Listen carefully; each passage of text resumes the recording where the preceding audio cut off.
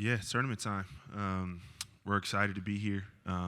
We've talked to our team a lot this week about not being entitled, because our program is, had a recent history of getting to this point. And so, I think you can kind of get to the point where you don't take advantage of the moment. Like, this is what everybody, that's a, young man. I was a, college player one time before, and everybody wants to be in this moment, and so like you have to embrace it and do everything you can to put yourself in position to be successful.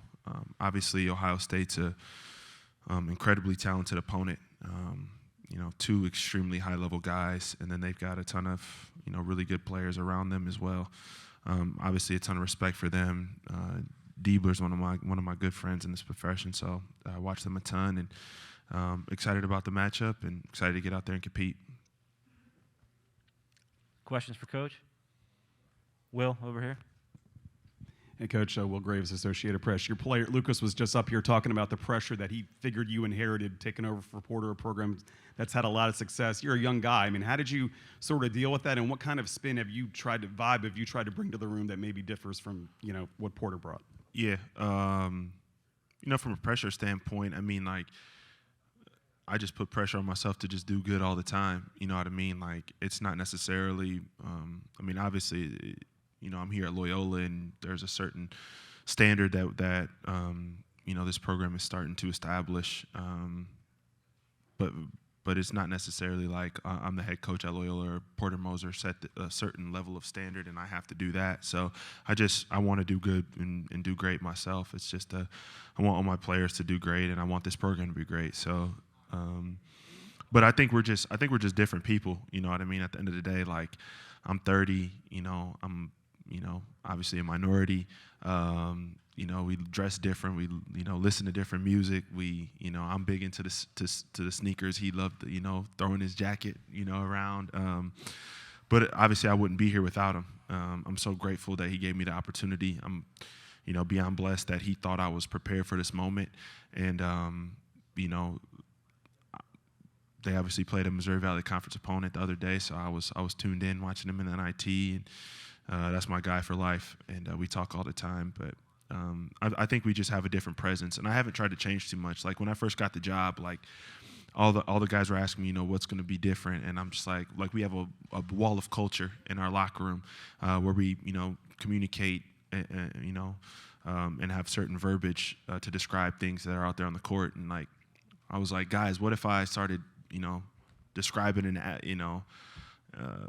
something a certain kind of a way. Like, you'd be like, what the heck? Why don't we just call it that, So I haven't really tried to change much from that perspective either. Drew, what is it? You talked about Ohio State in your respect. What is it specifically that concerns you in regard to the matchups with Ohio State? Yeah, I think, number one, Liddell's a mismatch problem. I mean, he's a mismatch problem for everybody in the country. I mean, he's All-American for a reason. Saw a ton of him in high school, obviously, with him being from the state, so a lot of respect for him. And then, obviously, I mean, depending on what their, 5 situation is, I mean, they all 3 of their 5s, I feel like, present different. I guess EJ plays the 5 some too, but, like, the 3 guys that are their bigs, whether it's Brunk with the great touch on, in the post, Zeki, he just carves out so much space and is a killer on the offensive glass. And then Kyle Young, he can stretch it, play make, facilitate, and also knock down the 3. So I would say the combination of just Liddell, everybody knows what he does from the outside, from the inside. He draws fouls at a high rate. And then obviously their inside presence. And then, I don't want to disrespect Brandon either, but I think, those 2 things I would say would be the biggest for us. Greg down here. Craig Meyer from the Pittsburgh Post-Gazette. Drew, you've been with the program. I think this is your 5th year there now. In that time, going from that first Final Four run where it's sort of a Cinderella story to where y'all are now, like, how have you noticed the perception around your program change in those 5 years? Yeah, it's just different. I think the people understand the brand. I think people understand our style of play. I think people are familiar with, obviously, Sister Jean, number 1, probably. But they're familiar with, some of our players, whether it's Krutwig, Lucas, Clayton Custer, Marcus Towns, some of the really good players that we've had. So I think they're familiar with us being, a really high academic school. I just think there's more name brand recognition. I think we've played on more national TV games this year than ever before. Obviously we got invited to play in Battle for Atlantis. There's just a lot of big time opportunities that have, helped elevate the profile of the program. So like now when we, call up somebody in recruiting process, I think they have an idea of where we're located, what we're about, and our style of play, maybe a couple of our players. Jerry. Thank you. Jerry DePaula, Pittsburgh Tribune Review. Coach, can you talk about maybe the similarities between the Final Four team, attitude-wise, approach-wise, and talent-wise compared to your group now? Yeah. I think it's crazy, like, when you look up, I think it was one of my assistants was telling me, I don't know if it's KenPom or something else, but like you look up like a team's profile, what teams are most similar to that, Obviously, we looked at that for fun. We had a week off, so we were just trying to find projects to do.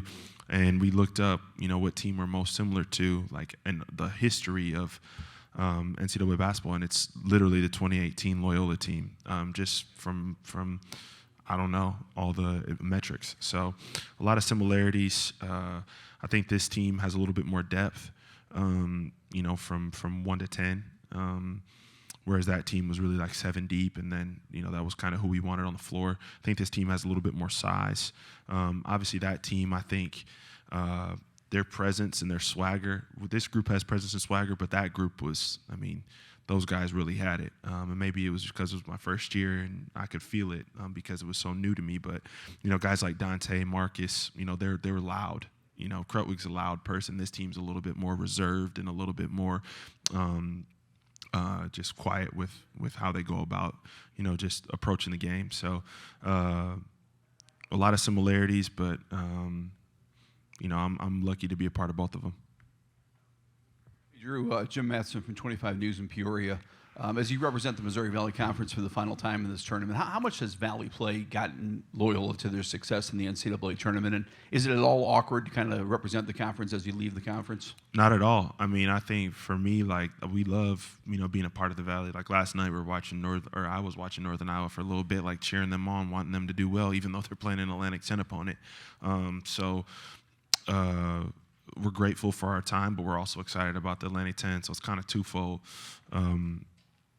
And I think the Valley play prepares you tremendously. The way that the coaches scout you, the way that you have to like change your game plan up all the time, the way that you have to offensively put in new actions or different out of bounds plays, sideline out of bounds plays, like, and then just like the mismatches that the Valley presents. There's different styles within the league. There's different styles within every league, but like the Valley plays a lot of small ball as well as there's some bigs that can really score it on the post. Like you guys saw Gage Prim the other day, Austin Fife too.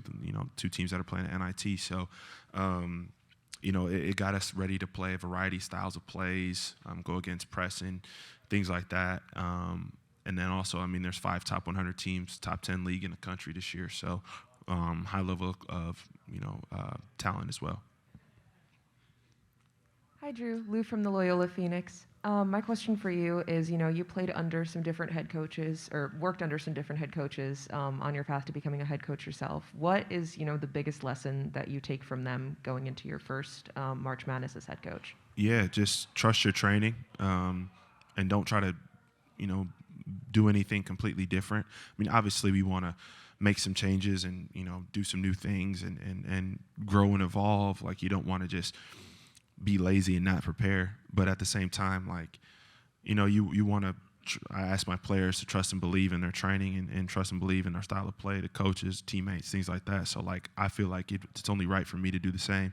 And, I was lucky to obviously work for some, like you said, really good head coaches. And I just – working for Coach Izzo, it's, everybody talks about it, January, February, and then Izzo, and then, April. Everybody talks about that. And, learning from him, it's just like he doesn't do anything different. It's just like the way you prepare every single day up to the point where you get to March, it just gets you ready for it. And so that's what I've tried to do with this team. You guys have been in there. How many times did I say we want to treat every game like a Super Bowl, right? I've said that every single time. You guys heard that. My Loyola student fam in here. So, I think that was probably the biggest takeaway. Will, go ahead. Drew, not to put this on you, but 25 years ago, a Jesuit school from outside the Power 5 conference structure had some success in March. The coach left, and the guy that replaced him took it to another level. I mean, Gonzaga's, you sort of fit the profile. I'm not trying to put that on you, but when you look at what they did, I mean, is that sort of the path that you, when you big picture this thing, I mean, is that sort of the path that you see for you guys? And do you feel like the success this year is sort of validating that, hey, man, what we have here goes beyond just the success of one guy? Yeah, I think so. I mean, obviously that's the path that we want to be on. 130 wins the past 5 years. I mean, I think that's pretty hard to do. Sustained success is the number one hardest thing to do. So that's definitely the path. That's what our administration is giving us the support to do. I think our recruiting, our talent has gone up. I think if you look at the talent that was on the 2018 team, I love those guys to death, love them to death. But it's just at a different level right now. And hopefully 5 years from now, we got a couple. I think we've got an NBA player on our team right now, but hopefully we've got multiple NBA guys, and it's trending because when you have the combination of winning and pros, that's when you start elevating the program. And so we've got the winning down, and we've got pros. Milton Doyle made it to the NBA, and we've got all of our seniors are pretty much playing overseas right now. That everybody that's graduating is going on to play pro, but we got to start getting even more pros, and I think that's where we're heading. Hey Drew, Mike Berman from NBC Chicago. Because of how well Loyola's done, the expectations externally are for you guys to get to the program. That doesn't make it easy to the tournament. Excuse me. That doesn't make it easy to do. So for you personally, what's the satisfaction you feel as a first-year head coach getting your team to the dance? Yeah, I mean, it's hard to do. Like I said from my opening statement, like you don't want to feel entitled ever. Like you're just supposed to do it, and that's why I wanted to have the selection show in front of our fans. Because this is a big deal. It's still a big deal here. But for me, it just like what I said, like what I believe in and what I feel like it takes to make a tournament or to have what your roster needs to look like for you to get to the point where you can win a conference tournament. All those things that go into running a program, I think it just validates that, and I think it validates for the people around you that you got an idea of what you're doing now. Do I still have to grow and get better? I 1,000% believe that I have to grow and get better as a head coach. But I think it says that we're on the right path, and we're off to a pretty good start under my tenure here. Drew, Matt Zahn from CBS Chicago. You talked about sort of a more reserved approach from this team, not the swagger that the old group had, but you still sense a confidence in this group. No doubt. How confident is this team in sort of knowing what it takes to win this time of year? Yeah, they've proven it. We've played a pretty hard schedule, and it's the hardest schedule that we've ever had here at Loyola.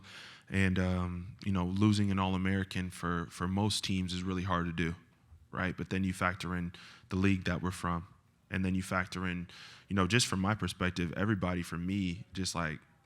And I think it's great that everybody just assumed that all of our players were going to come back because I got named head coach. I love that. But last year was the first year of one-time transfer.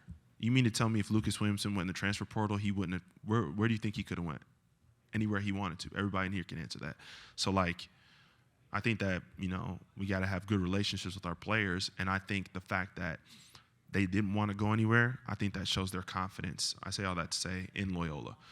Right, and what we could do here because, they made a Sweet 16 last year. Seven of our top 8 scorers made a Sweet 16 last year. So they know what they can do, and we've talked about it all year that if we just do what we do from an edge standpoint, from how we approach the defensive side of the ball, if we do that and take care of the ball, then I think they believe that we can win as many games as possible in this tournament, and The fact that those guys decided to come back here when they could have went anywhere else, I think that speaks volumes about how confident they are that we can, advance this tournament.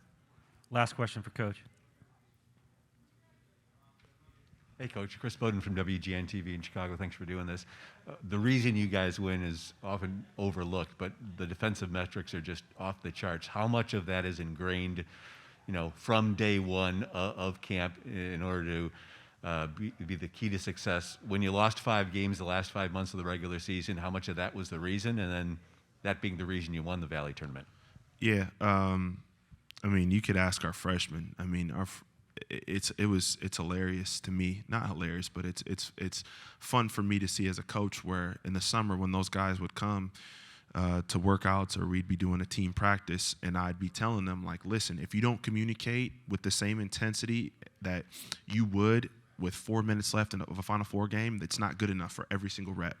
That's how I coach my team. And that's the mentality that and the standard that we want to uphold. I believe that's the championship standard, championship DNA that you build up. And so, like you said, from day one, that's what we've been about. And I thought, and you know, the people, you guys all know, like when you guys have heard me talk, like I didn't think we've had that from a consistent standpoint in Valley play. And then when we got to the tournament, I thought we had an edge to us. And so I'm hoping that we come out with an edge defensively, because I thought in our non-conference, I thought we really did. I mean, we held Auburn to 62 points, Michigan State 61, Vandy 58, DePaul 64, San Francisco 74, even though I don't know if that's great, but they're a tournament team. You know, so I think we've shown that we can, you know, hold some high-level teams pretty good defensively. I mean, Northern Iowa's I think they're top 40 in KenPom, and I know Missouri State's like top 20. And we've done a job on some of those teams. So I'm excited about where our you know defense could take us in March if we have the right approach. Thank you, Coach. Yep. Thank you, guys.